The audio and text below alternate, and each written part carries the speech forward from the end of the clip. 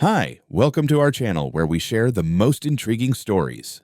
I moved to the mountains for peace, not war. But when a clipboard-wielding HOA queen named Karen tried to seize my private lake with fake laws and louder lies, she sparked a battle she couldn't win. This isn't just a property dispute, it's war in the pines. And I don't lose.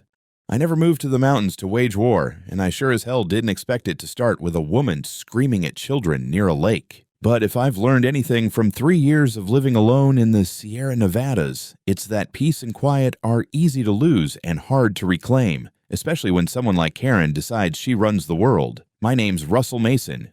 I'm 45, a former corporate attorney from Sacramento who cashed out early, ditched city life, and bought a forgotten piece of family history, a 20-acre lot wrapped around a pristine private lake. It used to be my grandfather's summer campground. When the county decommissioned the site in the early 2000s, I quietly bought the land back, filed all the deeds under my name, and restored the old main cabin and the dock by hand. The place is off-grid, pine-sheltered, and exactly what I wanted when I said goodbye to deadlines, parking meters, and HOA newsletters. Everything about it is mine: the dock, the water line, even the narrow gravel road that snakes up the hill and dead ends at my gate. And I made damn sure it was airtight. No easements, no shared access, no neighbors within shouting distance, or so I thought. Last year, across the lake, they built a new subdivision. A row of soulless 2-story homes popped up behind a gated entrance called Lake Pines Estate, complete with identical landscaping, mailboxes that looked like they came from the same box store, and the kind of community that requires permission slips for wind chimes.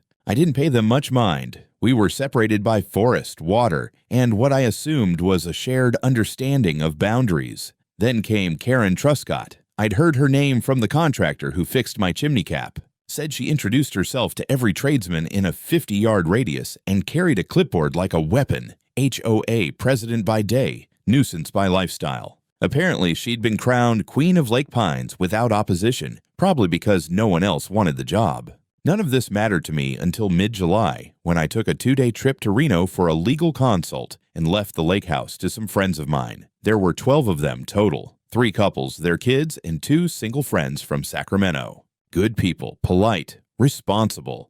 I'd hosted them before. They came with their own tents, coolers, and sunscreen, and all I asked was they keep the fire pit safe and leave the fridge stocked when they left. On the drive back, I got a weird feeling. There was trash near the trailhead that didn't match what my friends usually brought: store-brand soda, neon-colored chip bags, a kid's broken toy. When I turned off the gravel road and came around the bend toward my dock, I heard yelling, high-pitched, female, commanding, and then I saw her, Karen, in a wide-brimmed sun hat and a blindingly white tennis skirt, standing at the water's edge with a whistle around her neck like she was running lake camp.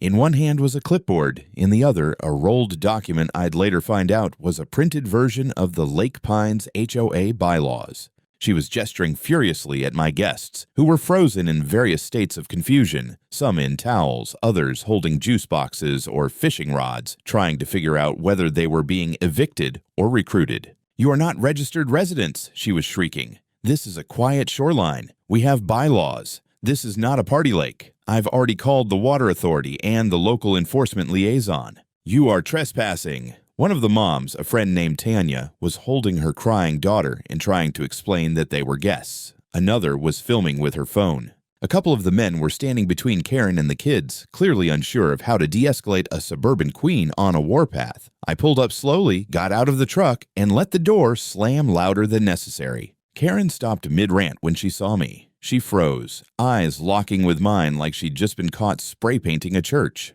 Her mouth opened, then closed. I walked right up to her, ignoring her clipboard entirely. "This is private property," I said, voice low but clear. "You have exactly 60 seconds to leave before I call the sheriff and report you for criminal trespass." She tried to speak. I raised my phone and tapped the record button. "I'm giving you a lawful notice. You are on private land without consent. I have you on camera harassing my guests and issuing false legal claims. Leave now."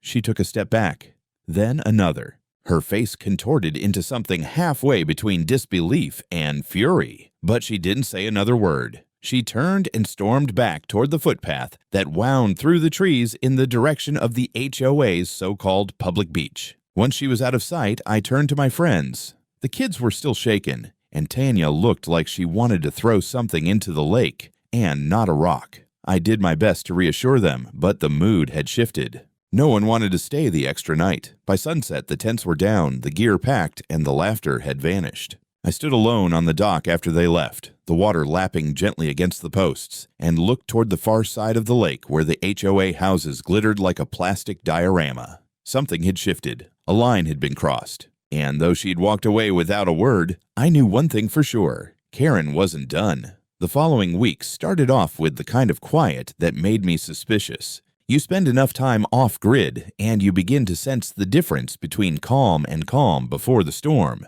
The morning after the guests left, I double-checked my cameras, downloaded the footage of Karen's lakeside performance, and filed a detailed report with the sheriff's office. Not because I expected them to kick down her door, but because I know how. This stuff works.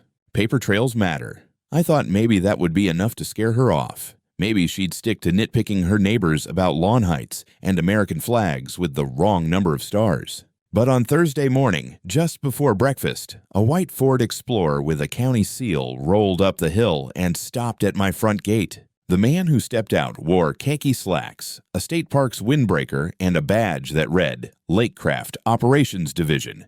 He introduced himself as Inspector Talbot, here to investigate a report about illegal motorized watercraft operation and potential fuel discharge into a protected watershed. I blinked at him for a moment. "You're serious?" I asked. "Someone claimed I'm dumping fuel into the lake?" He gave a tired shrug.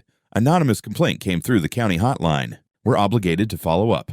I walked him down to the dock, showed him the boat, an electric-powered aluminum skiff I'd had for 2 years, opened the battery compartment, offered him gloves, and even a water sample. Talbot was professional, but clearly unimpressed by the whole errand. "Looks fine," he said. "No discharge, no fuel, no issues. I'll file a closeout report." He hesitated. "You got neighbors?" "Across the lake," I said. "HOA people. One in particular with a clipboard fetish." He didn't laugh, but I saw his mouth twitch before he thanked me and drove off. The next morning, another SUV. This time, it was a woman from the County Environmental Resources Office. She looked like she'd rather be anywhere else. Complaint this time. Unauthorized removal of native pine species from a conservation buffer zone. "I haven't cut down a damn thing," I said, though more politely than I felt. She followed me through the trees, where I showed her a single brush pile, nothing but cleared undergrowth and storm-downed limbs. Not a single stump in sight. She nodded slowly, taking notes, glancing up at the healthy canopy. "This doesn't look like what the complaint described. No evidence of recent felling, no machines. Do you know a woman named Karen Truscott?" My jaw clenched. "Yeah, unfortunately. She sent in 5 complaints to us in the past 6 months, usually involving minor infractions around Lake Pines. This is the first time it's crossed into private land." I raised an eyebrow. "You're saying this isn't even the first time?" She smiled thinly. "Just document everything, Mr. Mason. Some people treat bureaucracy like a hobby." Saturday rolled in with hot wind and smoke from a distant brush fire. I was halfway through resealing the deck rail when I saw a third vehicle pull up, a fire department pickup with orange lights flashing. This one was louder, more official. The man who stepped out wore a full fire marshal badge and looked like the type who sharpened his pen for fun. "Mr. Mason, we've received a complaint regarding prohibited open flame use within a designated burn-restricted zone," he barked. "I need to inspect your fire pit." I led him around to the backyard where the pit was clearly cold, unused since last week. I even had time-stamped video of our final marshmallow roast. I handed him the footage on a USB drive. He spent a full hour circling my property, noting distances between brush lines in the cabin, checking the fire extinguisher dates, and questioning me about my propane usage. When he left, he didn't say much. Just, "We'll be in touch." By that evening, I was exhausted, not from physical labor, but from the sheer bureaucratic absurdity of it all. 3 inspections in 4 days, all stemming from complaints that were either exaggerated, outdated, or flat out invented. And the worst part? Every single one of them had to be followed up. On paper, it looked like I was becoming a local problem. I sat on my porch that night, the lake glowing orange in the setting sun, and thought about how easy it was to weaponize the system. You don't need a warrant, or even a real grievance. Just a phone and a petty grudge. Karen hadn't just crossed a line. She'd started a campaign. The only reason I hadn't seen it coming was because I'd made the mistake of thinking like a neighbor. She was thinking like a bureaucrat. It was the first Monday in August when I noticed something was off. I'd spent the morning repairing one of the old trail signs deeper in the woods, part of the loop my grandfather once used to mark hiking paths for campers. As I hiked back toward the lake, I saw it. A new sign. Big. Freshly stained wood with painted letters that read, Community Access Zone, HOA, Use Only. It stood maybe 20 feet from my dock, planted right in the soft pine needle-covered ground, like it had always been there. My breath caught for a second. I scanned the area. A bench had been dragged down from somewhere, probably prefab plastic, placed neatly under a sun umbrella. Someone had even attached a laminated flyer to the signpost. A color printout announcing a Lake Pines HOA annual fishing tournament, Western Shore Launch Point. That launch point was my dock. For a few seconds, I just stood there, letting the absurdity of it settle. Then I pulled out my phone and started filming. I documented the sign, the bench, the umbrella, the flyer, the proximity to my dock. Hell, I even filmed the dirt around the base of the signpost, still fresh and damp, like it had been installed that morning. I didn't bother calling Karen. I called the sheriff. 2 hours later, a deputy named Alvarez showed up. Young guy, polite, but visibly uncomfortable the second I pointed him toward the lakeside setup. Sir, we actually did get a courtesy notification from the Lake Pines HOA about a community event, he said, glancing at the flyer. They claimed partial public access was documented on an old recreational use agreement. I felt something behind my eyes twitch. Partial public access, I repeated. To my dock? They said there's a historic right-of-way through this parcel, he added, clearly reciting someone else's phrasing. Based on records from the 1960s, I walked him up to my cabin, pulled out the file box from my office, and handed him a manila folder fat with documents. This land was purchased by my family in 1957. It was leased as a campground from 1961 to 67, but that lease was revoked, and the property was fully privatized in 71. Here's the revocation. Here's the full transfer deed. Here's the updated plat map filed with the county in 2022. He studied them, flipping carefully. His eyebrows rose slightly as he read. Well, damn, he muttered. Yeah, damn. He radioed something in, took photos of the documents, and promised to submit a report to the county assessor's office and the planning commission. Might be a mix-up, he said. Or something more strategic.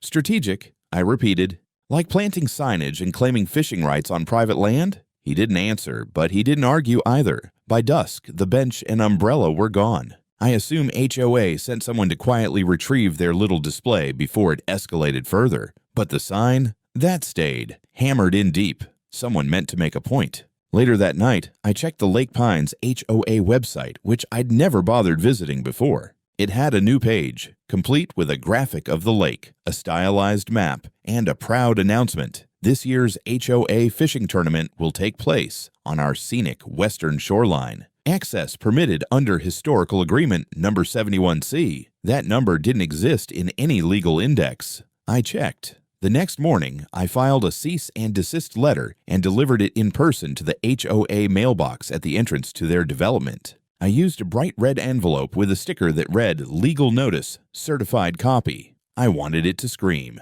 That same evening, I sat on my dock with a coffee in one hand and a notepad in the other. I listed everything Karen had done so far. The complaints, the inspections, the sign, the fake access claim, and now the tournament. She wasn't bluffing anymore. She wasn't probing. This was a coordinated land grab under the polite veil of community access, and she was hoping I'd be too isolated, too off-grid, too unconnected to fight back effectively. She had no idea who she was dealing with. By the time the sun rose on Wednesday, I was done playing defense. The lake was glassy and still, but I wasn't fooled. There was a war happening under the surface. One Karen Truscott had escalated beyond petty complaints or theatrical signposts. She'd crossed into a world I knew better than she did. Paper wars, legal definitions, the subtle brutality of cease and desist letters. I had spent over 15 years in the corporate legal trenches before I'd traded it all for pine trees and silence. If she wanted a legal fight, she was about to get one. I started with the basics. I wrote a formal notice of trespass and property interference, addressed directly to the Lake Pines Homeowners Association. I cited state statutes on private land protection, listed specific violations, and appended a demand to remove any remaining signage or items placed on my land. I included the coordinates of my boundary line, backed by 3 certified surveys. Then I notarized the whole thing and mailed a copy to the HOA's registered office and to Karen personally. Yes, I got her address from the county website. Public records are beautiful that way. Next, I pulled every camera recording from the past week and uploaded it to a cloud drive, backed up twice. I compiled an evidence file, footage of Karen yelling at my guests, photos of the community access sign being freshly installed, shots of the HOA branded bench and flyer, timestamps, location data, everything. I edited a clean 2-minute highlight reel with captions and a calm, lawyerly narration. Then I made my move. First, I emailed the sheriff's department with a formal complaint regarding criminal trespass, accompanied by the video, the surveys, and my previous complaint from last week. I requested that the matter be escalated to the district attorney's office due to repeated violations. Second, I submitted a claim to the county assessor requesting a review of any fraudulent mapping activity attached to my parcel number.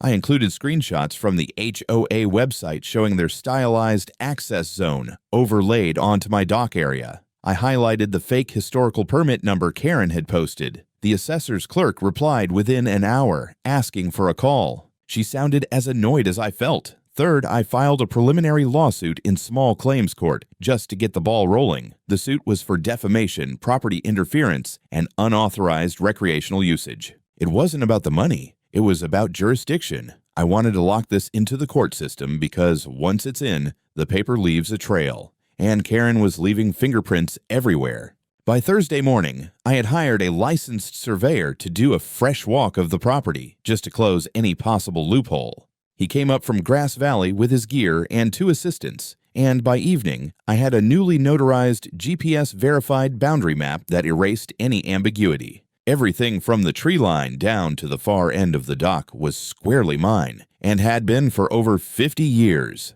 That night, I walked down to the lake and placed a new sign on a post near the dock. This one was metal, bolted into the ground and engraved professionally. It read, "Private property, entry by permission only, video surveillance active, law enforcement notified on trespass." I installed a new trail camera hidden in the trees, trained on the shoreline, with a cellular uplink that pinged me directly. No more walking into surprises. If Karen or her lake commandos tried anything again, I'd know in real time. That evening, I received a reply to the cease and desist email, though not from Karen. It was from an HOA board member named Marty Whitcomb, a nervous-sounding man who claimed he wasn't aware the HOA signage had been placed on private property. He said they'd remove it immediately, pending internal review. Translation: Karen acted without approval, and now the rest of the board was scrambling. I didn't reply. Not yet. I wanted to see if they'd actually follow through.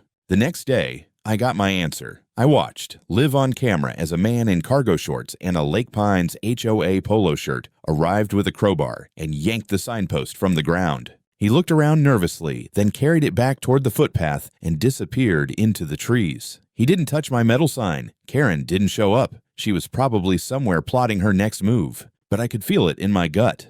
This wasn't over. She'd overstepped, got her hand slapped, and now she'd retreat just long enough to plan something bigger. She wasn't the type to apologize. She was the type to escalate. And thanks to her, so was I. It started with a flyer, not on my door, not in my mailbox. It was taped to a bulletin board outside the general store down in the valley, next to the lost cat notices and guitar lesson ads. I noticed it while buying diesel for the backup generator. In big, blocky letters, it read, "Protect our lake. Say no to private monopolization of natural resources." There was a photo beneath the headline, zoomed in, grainy, taken from across the water. It showed my cabin, my dock, my damn truck parked beside it, and just under the picture, a bold accusation. One man shouldn't own a lake. Tell the county to reclaim community access now. No name, no signature. Just a QR code that led to a change.org petition titled "Reopen the Western Shoreline of Lake Pines." It already had over 100 signatures. I recognized 2 names from the HOA board, and Karen's post was the top comment. "This lake was enjoyed by families for generations," she wrote. "It's tragic that one person is hoarding it under a dusty legal technicality. Our children deserve better. The following day, things got worse. I received a letter from the County Land Use Board. A formal notice of review had been initiated regarding potential reclassification of lakeside land parcels for recreational access under the Environmental Stewardship and Public Use Initiative. It sounded like legal tofu, bland, shapeless, hard to pin down. But it meant one thing. Karen had convinced someone to start looking at whether the lake could be forcibly opened to the public under environmental or recreational policy. I called the board. A clerk named Jenna, chipper and clueless, told me the petition had been submitted by a homeowners association. It's not a formal hearing yet, she said. Just preliminary community input.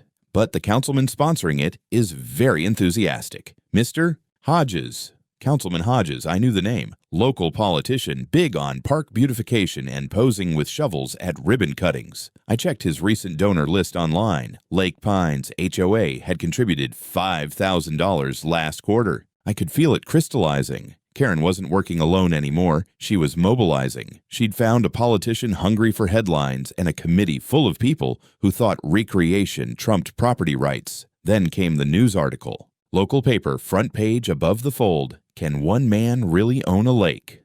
Tensions rise over access to Lake Pines' western shore. The story quoted Karen liberally.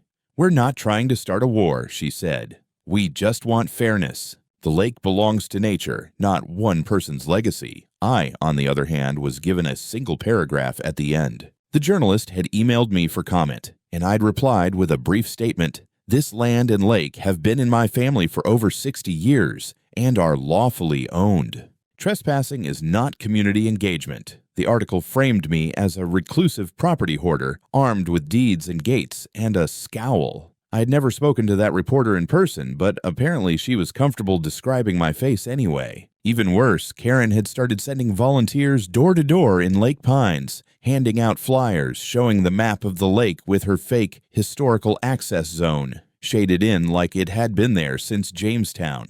Neighbors I'd never spoken to were suddenly referring to me as the guy who sued the HOA for fishing. One man showed up near the boundary line and started yelling across the water at me, calling me a nature thief. That weekend, a drone appeared over my dock twice.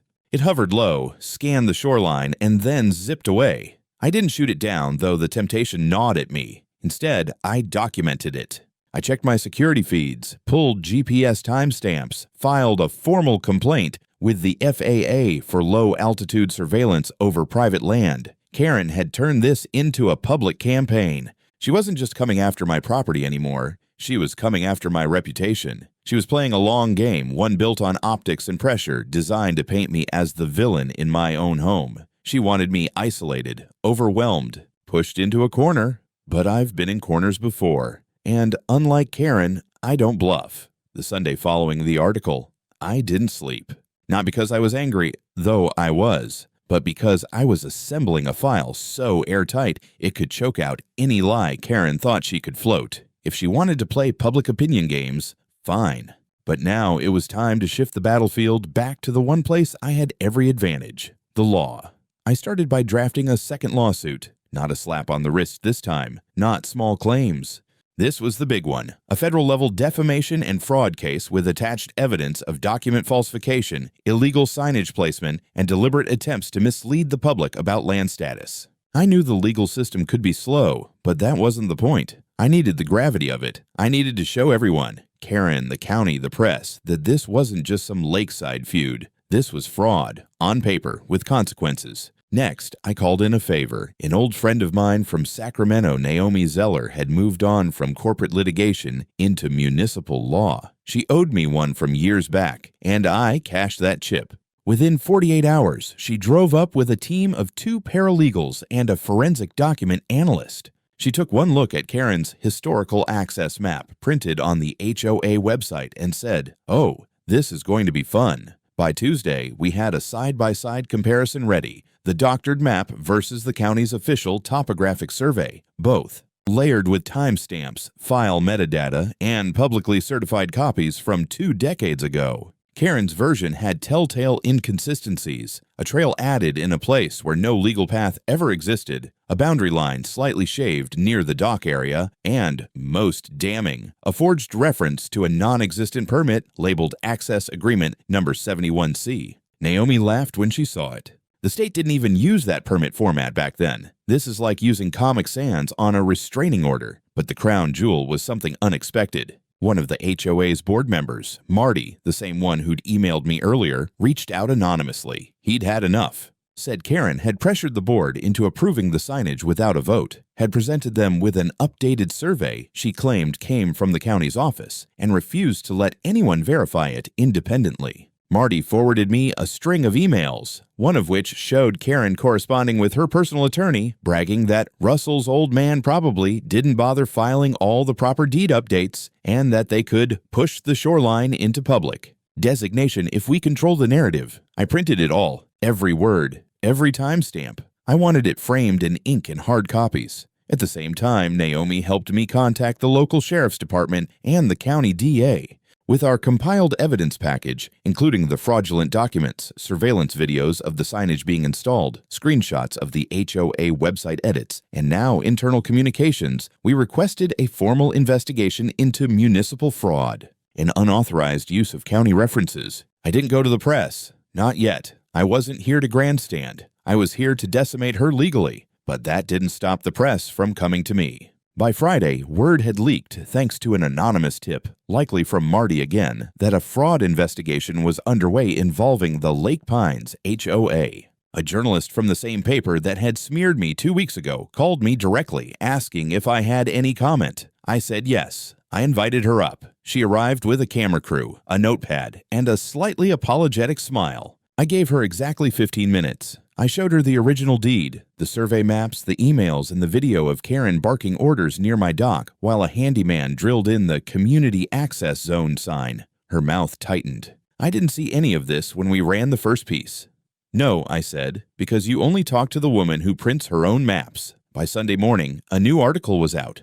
Private lake owner fights back. Forgery allegations hit HOA president. This time, the photo wasn't a grainy shot of my cabin from across the water. It was a crystal-clear image of the official survey, highlighted and time-stamped, laid out on my desk. Karen's silence was deafening, but I knew she wasn't done. The kind of person who forges maps and lies to an entire neighborhood doesn't fold that easily. She retreats, then she strikes back harder. And I was ready. By the time the fraud article hit the local paper's Sunday edition, things had gone quiet on Karen's front. Too quiet. The HOA newsletter stopped circulating. The flyers disappeared from the general store. The drone didn't show up again. But I didn't celebrate.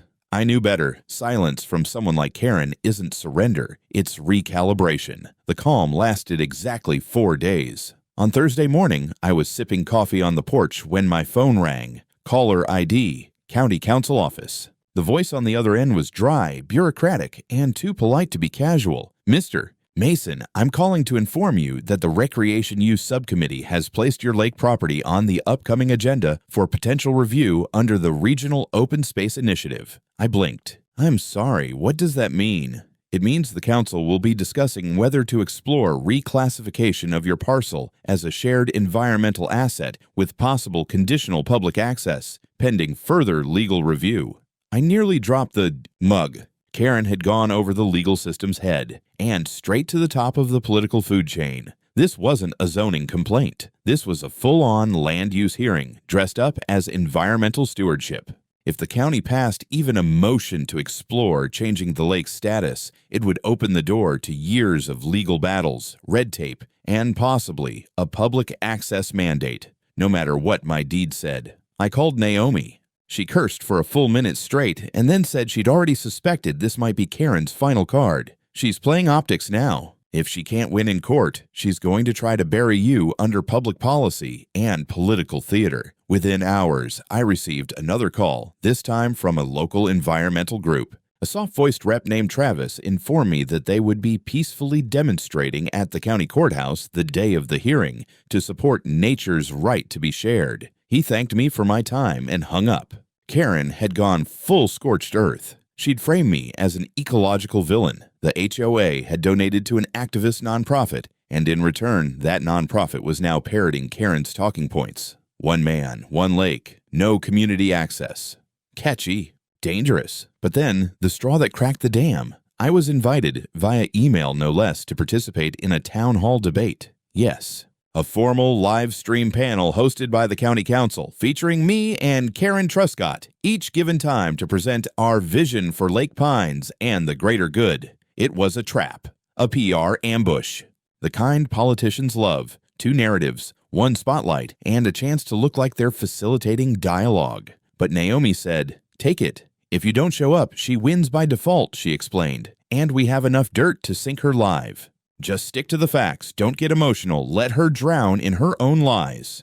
So I accepted. The town hall was held in the old county courthouse, now used for community events. The room was packed. A few dozen HOA residents sat on one side in matching blue shirts. The rest were a mix of curious locals, journalists, and a handful of students from the nearby college with Save the Lake signs. Karen walked in dressed like she was running for office. Power suit, manicured hair, and a binder full of fake maps. When my name was called, I stepped up with nothing but a thin folder and a flash drive. Karen went first. She gave a passionate speech about community unity, about her childhood summers at Lake Pines, about how access shouldn't depend on privilege or outdated paperwork. She teared up when she talked about a local child who couldn't fish because the lake was blocked off. It was a performance worthy of reality TV. Then it was my turn. I didn't match her theatrics. I didn't have to. I played the video, Karen yelling at my guests. I showed the real deed. I laid out the survey maps.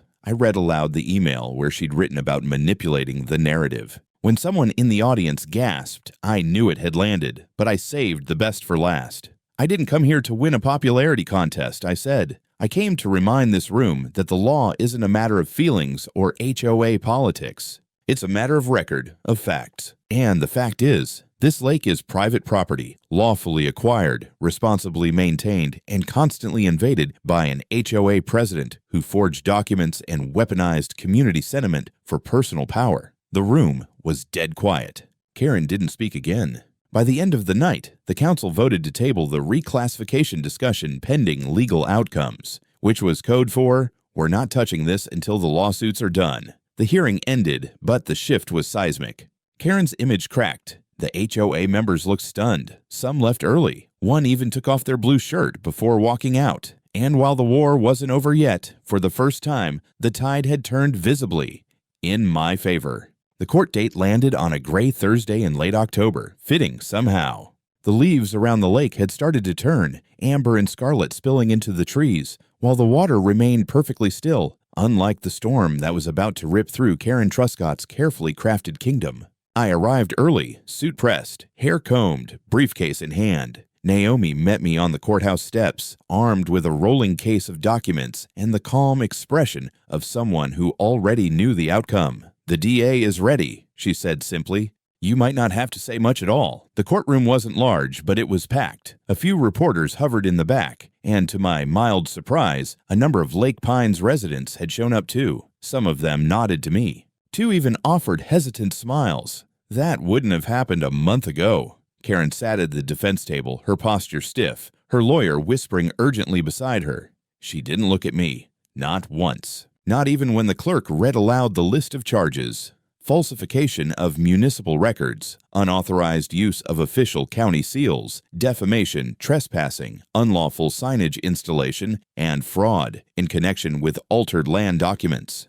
The prosecution didn't waste time. They played the footage of Karen directing the installation of fake community access signs. They showed the side-by-side maps. They read the emails aloud, the one where she told her attorney they could shift shoreline perception if they moved fast, and made it public before Mason could counter. But the final blow came from the county surveyor, who testified that Karen had attempted to bribe a junior staff member into slipping her revised shoreline map into the archives. The staffer had reported it, and the evidence was irrefutable. Karen's lawyer tried to pivot, calling it a misunderstanding, a passionate civic effort that went too far. But the judge wasn't buying it. When Karen finally stood to speak, her voice was quiet, almost rehearsed. "I didn't mean to hurt anyone," she said. "I just wanted to make the lake accessible." The judge leaned forward. And to do that, you forged legal documents, misled a community, defamed a private citizen, and tried to manipulate government processes? Karen didn't reply. Her silence did the talking. By the end of the session, the verdict was handed down. 3 years in county prison for municipal fraud and falsification, restitution payments for property damage, and legal fees.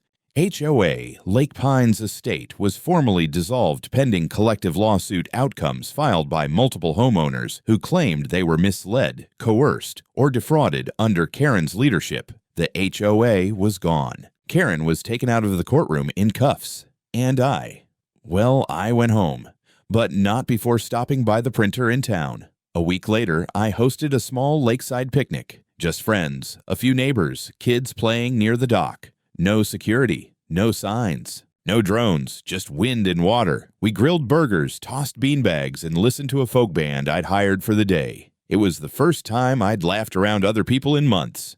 Then, as the sun dipped over the tree line, I unveiled the new sign. Solid wood mounted beside the dock, letters carved deep and bold. Karen Free Zone. Fish, swim, relax, but only by my rules.